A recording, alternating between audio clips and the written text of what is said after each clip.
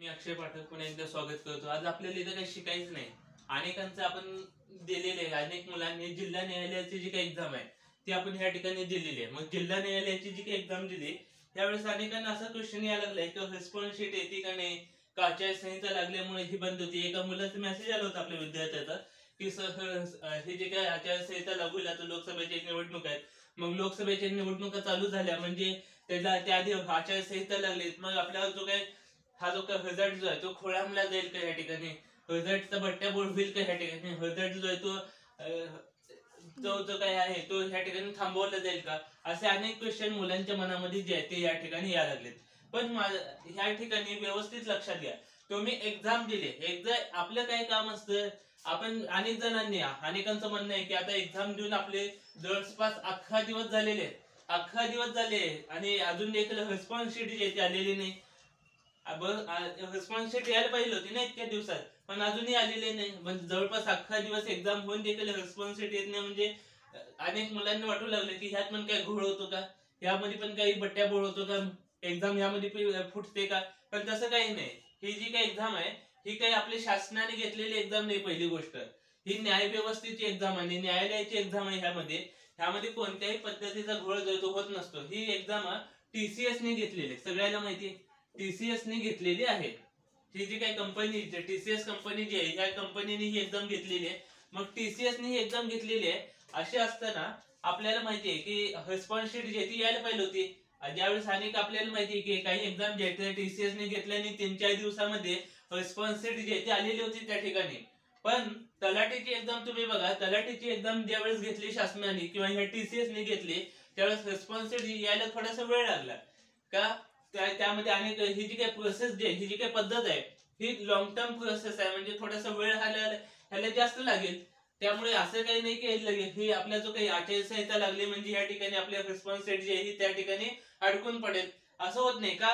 Response sheet म्हणजे तुमचा final निकाल नाही। ह्या ठिकाणी फायनल निकाल राखून ठेवता येतो, पण रिस्पॉन्स शीट राखून ठेवायला काहीच ह्यामध्ये काहीच तसं हे समस्या नाही, अडचण नाही की ही तुम्हाला राखून ठेवली जाईल। हा रिस्पॉन्स शीट म्हणजे काय की तुम्हाला जी काही तुम्ही एक्झाम घेतलेली आहे TCS ने, त्यामध्ये जे काही क्वेश्चन तुम्हाला आले होते, शिपाईला किती 30 क्वेश्चन होते आणि लिपिकला 40 क्वेश्चन होते, हे जे काही क्वेश्चन घेतलेले आहेत त्यामध्ये TCS उत्तरपत्रिका थोडक्यात देईल तुम्हाला की तुम्ही जे काही एक्झाम दिलेली आहे ती ह्यामध्ये किती तुम्ही योग्य उत्तर जे ते दिलेले आहेत, किती चुकीचे आहेत, मग ह्या सगळ्या गोष्टी हे रिस्पॉन्स शीट मध्ये असतील। मग रिस्पॉन्स शीट यायला थोडासा वेळ जो आहे तो लागत आहे। मग किती दिवस लागेल बाबा अंदाजे, अनेक व्हिडिओ मध्ये सांगितलं जातं 2 दिवसात येईल, 3 दिवसात येईल, पण नक्की कोणी सांगू शकत नाही की रिस्पॉन्स शीट कधी येईल। मग आपल्याला एक माहिती आहे की आपण आपलं काम काय आहे एवढंच आपण बघायचं। आपलं काम काय होतं की आपल्याला व्यवस्थित अभ्यास करायचा होता, अभ्यास करून योग्य पद्धतीने ही जी काही एक्झाम जी आहे जिल्हा न्यायालयाची ही द्यायची होती।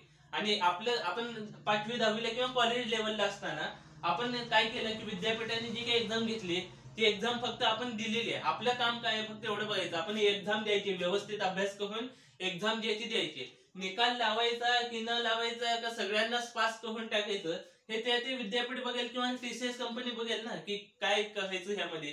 त्यामुळे आपण काही जण मुलं तेवढेच ह्याच्यात आहेत की TCS ने एक्झाम घेतली, जिल्हा न्यायालयाची एक्झाम घेतलेली आहे TCS ने, त्यामुळे तेवढंच स्वप्न बघत बसलेले आहेत।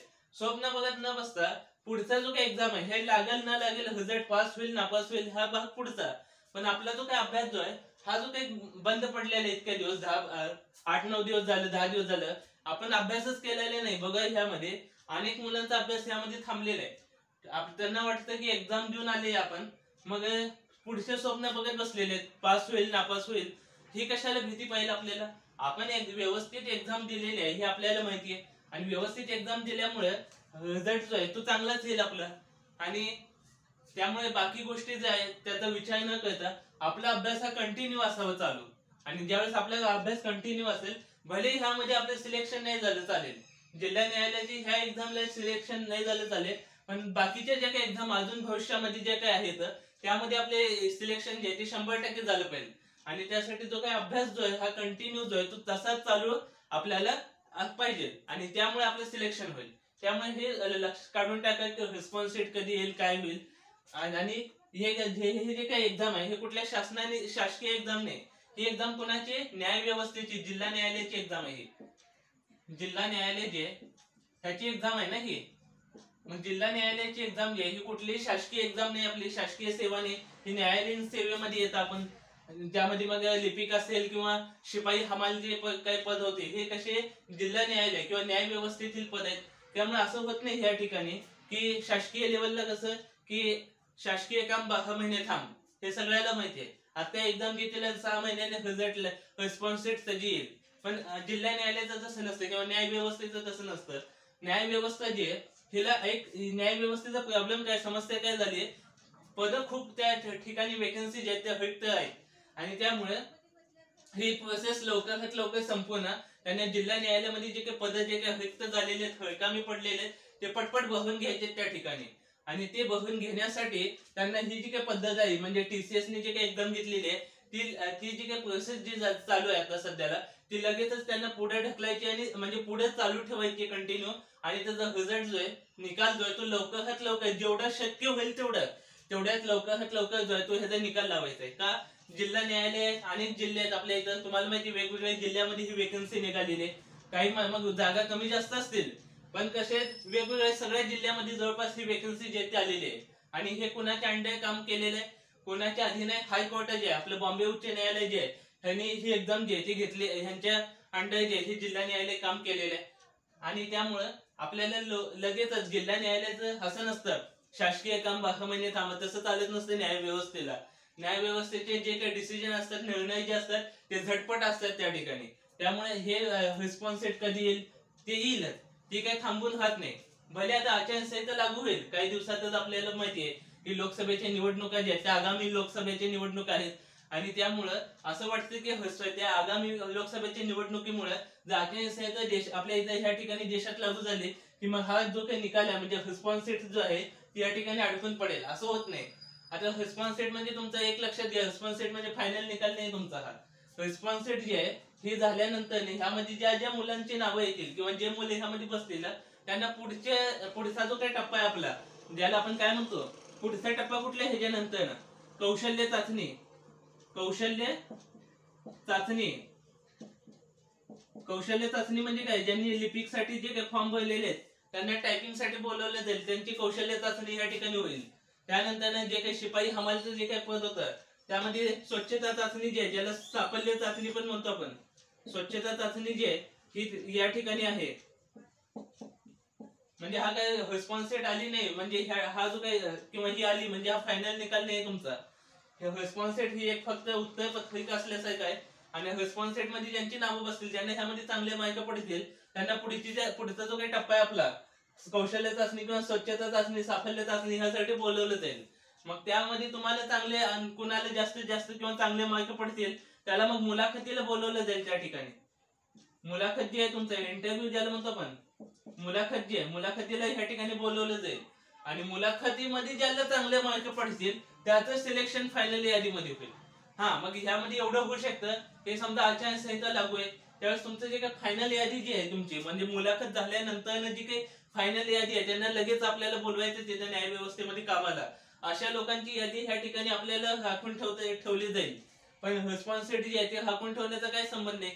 ठेवला काय न ठेवला काय चूक आहे, म्हणजे ठेवून त्यांचा काहीच फायदा नाही ना. रिस्पॉन्स शीट जी आहे ती तुम्हाला लगेचच जी आहे ती एक, माझ्या मते आज तारीख किती, आज 25 तारीख आहे, 25 आहे ना, आज 25 आहे, 26, 27, 28 आणि 29 हे जे काही दिवस आहेत हे आपले जे काही 4 दिवस आहेत, 26, 27, 28, 29 या महिन्यामध्ये यामध्ये रिस्पॉन्स शीट यायला पाहिजे. आपली आली नाही तर पुढचा महिना जो आहे आपला त्या पुढच्या महिन्यातले पहिला जो आठवडा आहे तो अंतिम आहे आपल्यासाठी. तो पहिला जो काही आठवडा आहे ह्यामध्ये रिस्पॉन्स शीट ही येऊन जाईल. एक तर 26, 27, 28, 29 ह्या दिवसामध्ये रिस्पॉन्स शीट यायला पाहिजे. नाही आली तर पुढच्या महिन्याचा जो काही पहिला आठवडा जो आहे कसल्याही परिस्थितीमध्ये पुढच्या महिन्याच्या पहिल्या आठवड्यामध्ये रिस्पॉन्स शीट जी आहे येईल त्या ठिकाणी. आणि जे रिस्पॉन्स शीट मध्ये आले ज्यांना चांगले मार्क पडले त्यांना मग पुढची जे काही आपला जो काही टप्पा आहे कौशल्य चाचणी, स्वच्छता चाचणी, साफल्य चाचणी त्या ठिकाणी बोलवलं जाईल. आणि जे मुलं स्वच्छता चाचणी असेल, कौशल्य चाचणी आहे म्हणजे टायपिंग असेल किंवा स्वच्छता चाचणी जी आहे त्यामध्ये चांगले ज्याला मार्क पडले त्याला मग मुलाखतीला त्या ठिकाणी बोलवतात. मुलाखत झाली एकदाची की मग झालं, ज्याला मुलाखतीला चांगले मार्क पडले त्यांची अंतिम यादी लावली जाईल आणि त्यांना त्या ठिकाणी मग डॉक्युमेंट व्हेरिफिकेशन जे आहे ती ह्यासाठी बोलवलं जाईल मुलाखतीनंतर. मग ज्यांचं डॉक्युमेंट व्यवस्थित असतील त्यांना कामावरती घेतलं जाईल त्या ठिकाणी. अशा पद्धतीने ही जी काही प्रोसेस आहे, ही जी काही पद्धत आहे जिल्हा न्यायालयाची, ही चालत आहे.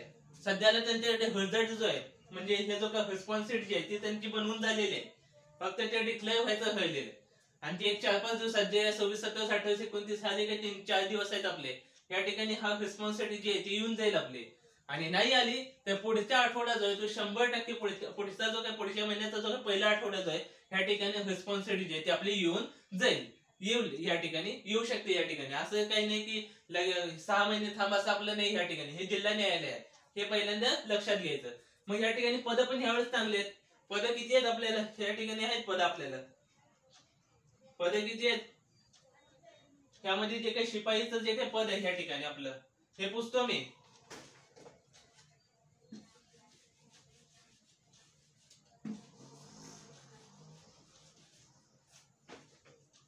या ठिकाणी आपलं जे काही शिपाईचं जे काही पद होतं या ठिकाणी, शिपाई किंवा हमाल हे जे काही पद आहे त्याला जवळपास 1266 इतकं पद आहे, जागा आहेत या ठिकाणी. 1266 जागा आहेत. प्रतीक्षा यादी जी आहे ती सोडून द्या. मूळ निवड यादी किती आहे किंवा मूळ जागा किती आहे तेवढंच लक्षात ठेवा. प्रतीक्षा यादी ते नंतर तो पुढचा भाग आहे सगळा. पहिल्यांदा बघा. आणि त्यासोबत जो काही आपलं जे काही हे आहे आता जी काही पोस्ट आहे लिपिकची किंवा कनिष्ठ लिपिक ज्याला म्हणलेलं आपण या ठिकाणी, कनिष्ठ लिपिकच्या ज्या काही जागा आहेत त्या 2795 इतक्या जागा आहेत. 1266 जे आहेत त्या शिपाई आणि हमालसाठी आहेत. 2795 जे 2795 जागा जे आहेत त्या लिपिक साठी या ठिकाणी आहेत. आणि ह्यासाठी आता पहिल्यांदा या महिन्यातल्या 26, 27, 28, 29 हे 4 दिवस जे आहेत त्यामध्ये रिस्पॉन्स शीट जी आहे ती तुमची येऊन जाईल. नसेल आली पुढच्या महिन्याच्या पहिल्या आठवड्यामध्ये नक्की 100% रिस्पॉन्स शीट जी आहे ती आली या ठिकाणी येईल. आणि असं नाही की हे जिल्हा न्यायालयाची एक्झाम आहे, ही काय आयुष्याची एक्झाम नाही आपल्या. या ठिकाणी 8-10 दिवस झाले अभ्यास सोडून सगळे ह्याकडेच लक्ष देत बसले, असं या ठिकाणी चालत नाही आपल्याला आयुष्यामध्ये. ही एक एक्झाम आहे जिल्हा न्यायालयाची. ही काय आयुष्याची एक्झाम आहे का आपल्या? अजून भविष्यामध्ये जिल्हा न्यायालयाची एक्झाम येईल.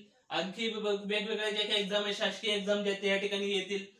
मग त्यावेळेस आपल्याला आता जर 8-10 दिवसाचा गॅप जो अभ्यासामध्ये पडलाय तो या ठिकाणी वेळ कधी येत नाही पुन्हा. एकदा जो हातातून वेळ गेला, हे जे काही 10 दिवस तुमचे गेले ते काही यायचे आयुष्यामध्ये पुढे भविष्यामध्ये तुम्हाला 10 दिवस जे ते वाढीव आहेत का? तसं नाही अजिबात. त्यामुळं अभ्यासात गॅप न सोडता आपलं काम काय, आपण एक्झाम व्यवस्थित दिले ना, पुढचं काम आहे त्या TCS कंपनीचं. TCS कंपनी आज न उद्या त्याला रिस्पॉन्स शीट लावावीच लागेल. त्यावेळेस तिला जे काही आपली जे काही पुढचा टप्पा जो साफल्य चाचणी असेल किंवा ते जे काही कौशल्य चाचणीचा जो काही भाग आहे तो घ्यावाच लागेल. आणि कौशल्य चाचणी, साफल्य चाचणी झाली की मुलाखत जी आहे ती घ्यावीच लागेल आणि अंतिम यादी जी आहे ती या ठिकाणी लावावी लागेल. हा भाग त्यांचा. आपण विचार करत बसायचा नाही ह्या गोष्टीचा. आपलं काम काय होतं, आपण व्यवस्थित अभ्यास करून या ठिकाणी एक्झाम दिलेली आहे. आणि बाकीचा जे काही अभ्यास आहे तो आपल्या युट्यूब चॅनल जे या ठिकाणी वेगवेगळे घटक जे आहेत त्या ठिकाणी शिकवले जातात. त्यामध्ये आपल्या पॉलिटीचं जे काही संपूर्ण पुस्तक जे आहे या ठिकाणी चालू आहे आता सध्याला. 2-3 धडे पण झालेले आहेत त्यामधले पॉलिटीचे जे आता सध्याला चालू आहेत. ते व्यवस्थित बघा. व्यवस्थित अभ्यास झाला पाहिजे. भले ही एक्झाम पास झाली नाही तरी चालेल, पण आयुष्याची एक्झाम पास व्हायची आपल्याला, एवढं लक्षात ठेवायचं. त्यामुळे हे जी काय रिस्पॉन्स शीट आहे ह्याचं टेन्शन घेऊ नका जास्त. ही आज न उद्या ही येईल. एक 3-4 दिवसामध्ये रिस्पॉन्स शीट येईल. त्यामध्ये पास झाला की तुम्हाला पुढची जी काही कौशल्य चाचणी, साफल्य चाचणी जी आहे तिला बोलवलं जाईल, मुलाखतीला बोलवलं जाईल आणि मग तुमची अंतिम यादी जी आहे ती त्या ठिकाणी लावली जाईल. एवढं कळलं? आणि शिपाईची 1266 आणि लिपिकचे 2795 पद आहे. हे चांगले पद आहेत, महत्वाचे पद आहेत, व्यवस्थित आहेत. वेतन जे आहे हे चांगलं आहे दोन्ही पदासाठी.